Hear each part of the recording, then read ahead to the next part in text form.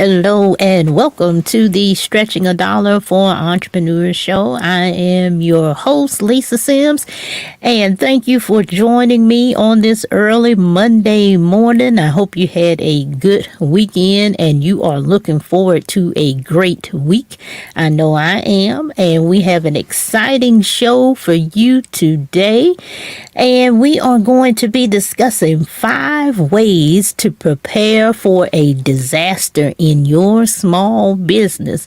Now, before I get started, let me ask you a question.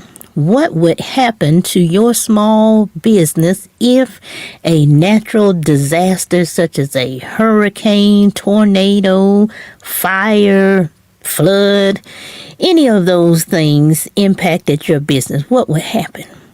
9 times out of 10, if you are a small business or a micro business or a small office, home office, you are operating out of your home. And if one of those natural disasters were to hit, 9 times out of 10, you would be out of business.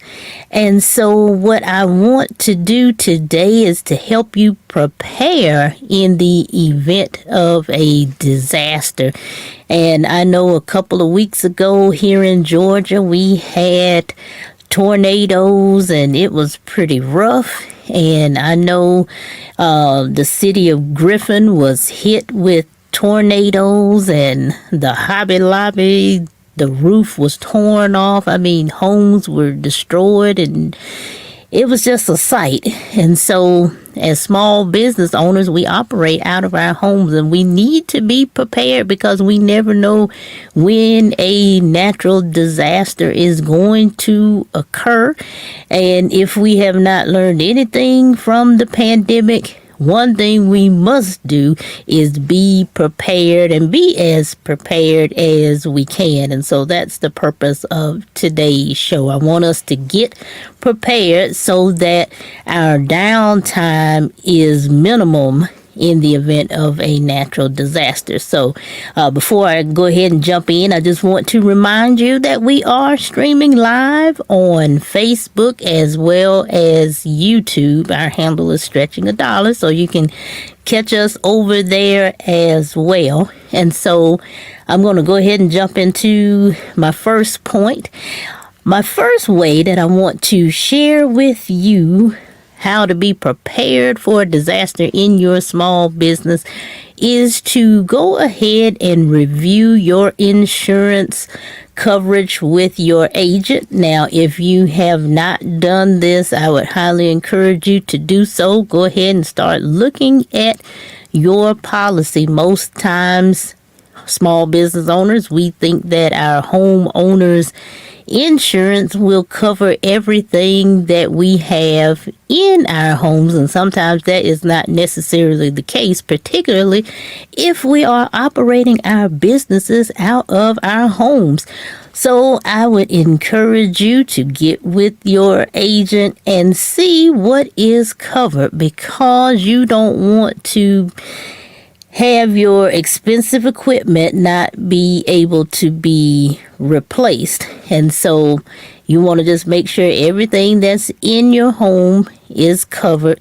And also, it was always told to me, you want to make sure that your homeowner's insurance is at a level so that in the event of a natural disaster, you can build your home back better than it was before the disaster. So just go over that with your insurance agent. I'm not an insurance agent, so I'm not even going to touch that. So I'm going to leave that for the experts. But that's something that we all need to do, including myself. So I'm just going to make sure that I reach out to my agent for my homeowner's insurance needs, and also for your car insurance as well, because many of us are utilizing our cars for business. So you just want to make sure about that as well. Just see about everything while you're checking on your homeowner's insurance. The second way that I want to discuss with you is you want to make sure you are as digital as possible. And by that, I mean you don't want to keep a lot of paper around. And I know it's easy to get paper and filing and things of that nature, but after a while, you have all this paper, and then eventually you're going to have to shred some of it because some of it you don't need any longer, and then oftentimes there's some that you need. So get into the habit of digitizing your paper so that you can refer to it when you need it, particularly those important documents that you need. And now it is so easy to create PDFs and scan documents and create a PDF. And you can even do it with your phone. I know for iPhone users, you can even use the Notes app and scan your documents and save them. And so that is imperative, because in the event of a natural disaster, things are going to get thrown around. Things might get burned up. I mean, there's a lot of things that could happen in a disaster. So you just want to be prepared, and you don't want to have to wait to be able to get these important documents, get copies of these documents. So if you go ahead and scan them and have them in a secure place, and I'm going to go ahead and when I get to point 3, this will tie into this, but you want to make sure that they are stored in a place where you can access them pretty easily. And so if you have a lot of paper, you have some homework, go ahead and start scanning these documents so that you have them in digital format. Now, my third way that I want to discuss with you ties right into scanning your documents, and that's utilizing some type of cloud storage for your documents. And I know there's so much going on. People, and rightfully so, are concerned about the privacy of their documents when it comes to storing information in the cloud, whether it's Google Cloud or you're using some kind of storage with Amazon or Microsoft's OneDrive or whatever you choose to use as your cloud storage. The point is, you need something. And so you really want this because you can access this cloud storage from any device as long as you have the internet. So if you store your documents there, then you can access them. Now you have to use the wisdom to determine what you would like to store in the cloud. Now, if it's highly sensitive information, then you might not want to store it in the cloud. Then you may want to store it somewhere else, but it needs to be off-site. It doesn't need to be, the primary storage location does not need to be in your home or within your physical small business building. You don't want that, because if something happens to the building, there goes the document. So you want to be able to have somewhere where you can actually go and retrieve it. And so I utilize cloud storage all the time because I'm always on the go, and I need to be able to access my documents when I need them. And so cloud storage, it works for me, and I'm quite sure it works for you too. And also, when you are collaborating with people who are located in different parts of the world, this helps as well. So cloud storage is the way to go when you're digitizing these documents, because it can help you minimize your downtime. And remember, we never know when a natural disaster is going to come, but we can do our due diligence and prepare ahead of time so that we have things already in place so that the impact can be not as disruptive as it could be. Just think about the pandemic. Now, that was a big disruptor. A lot of businesses just went out of business.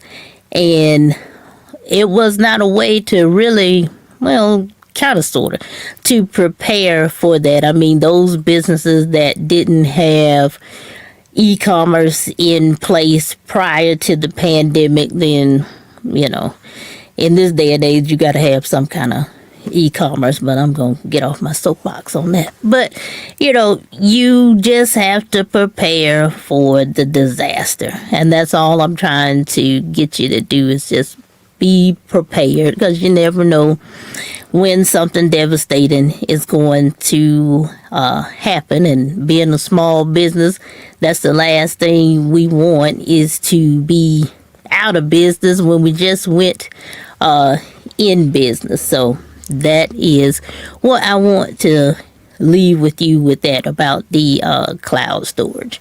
All right.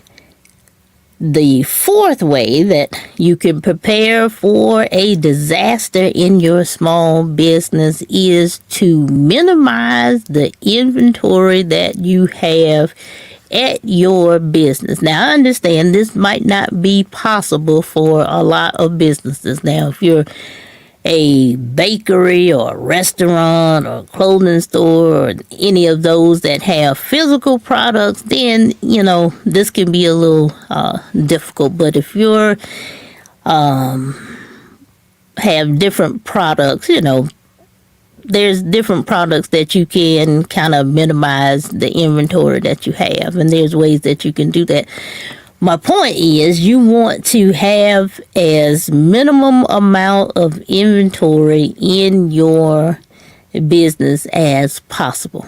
And there's ways to do that. Amazon has where you can actually utilize some of their storage, and they will ship things for you. And there's other businesses that also will let you design products with them, and they'll also ship them out. The main thing is, you just want to not have so much inventory in your house, that in the house, business, whatever, so that in the event that something happens, there goes your inventory. And so I try to focus on products that I don't have to store at my house, because I run my business from my house. It's an online business, so that also helps, because I don't really have to keep any inventory. So in the event that something happens, my downtime is very minimal. I can easily just pick right on back up.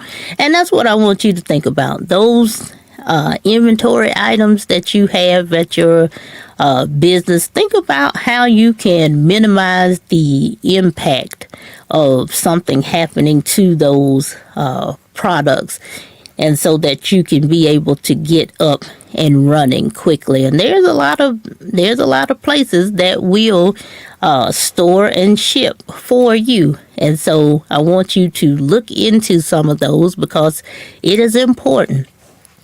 Because, as we say, we don't know when it's going to happen, but it may. And so we want to actually be prepared. All right. And my final tip for you, my fifth way to prepare for a disaster in your small business, is that you have to have some kind of disaster contingency plan.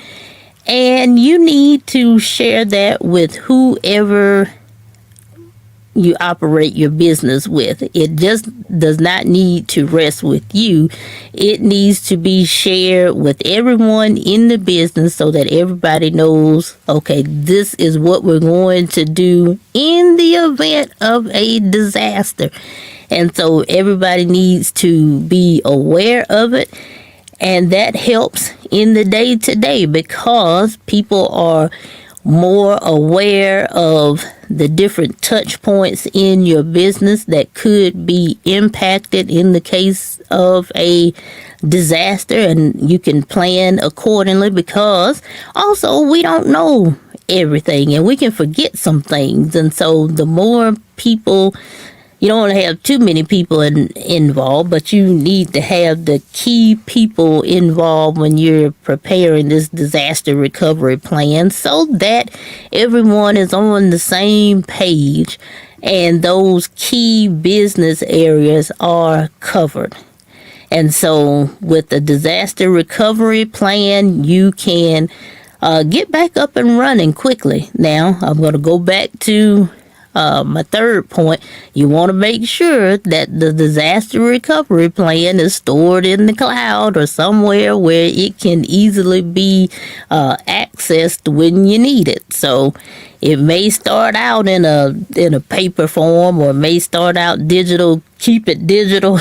And also store it in the cloud, because you don't want all that hard work to actually be in vain. And so, I've started doing that myself, taking inventory of all the things that I have. And, my impact would be kind of minimum. As I said, my business is an online business, and I don't I don't have a lot of inventory. Everything is stored with someone else that can ship, and it makes things easier for me. And I want you to get into that mindset. Just start looking at your business from that particular standpoint. And so, and also, when I say disaster, I'm talking about natural disasters, but it could be just a disaster such as, hey, your hard drive fails on your computer.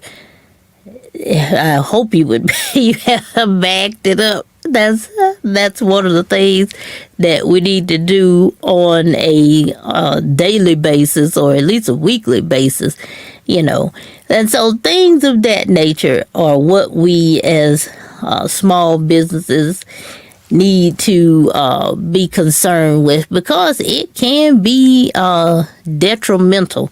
And also, don't forget that the Small Business Administration, they have some recovery checklists that you can also access as well. And I'm sure that score.org has some as well. So, you don't have to go at it blind. There are resources available for you to be able to get up and running with creating a disaster recovery plan, and to just make sure that everything is the way that you want it to be in the event of a disaster.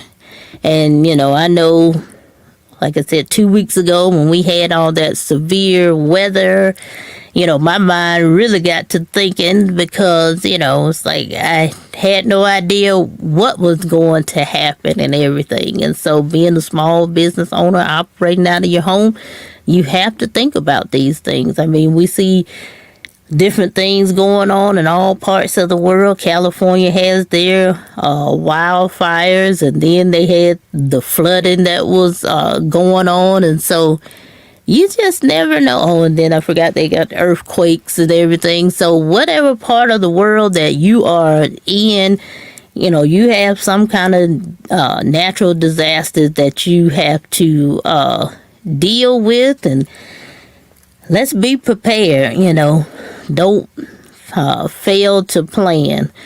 We want to have a plan. We want to be able to work our plan, because we spent too much time and too much money getting these small businesses up and running to have something catastrophic happen to us, and we don't want to have to go out of business. So I want you to get into the mindset of being prepared.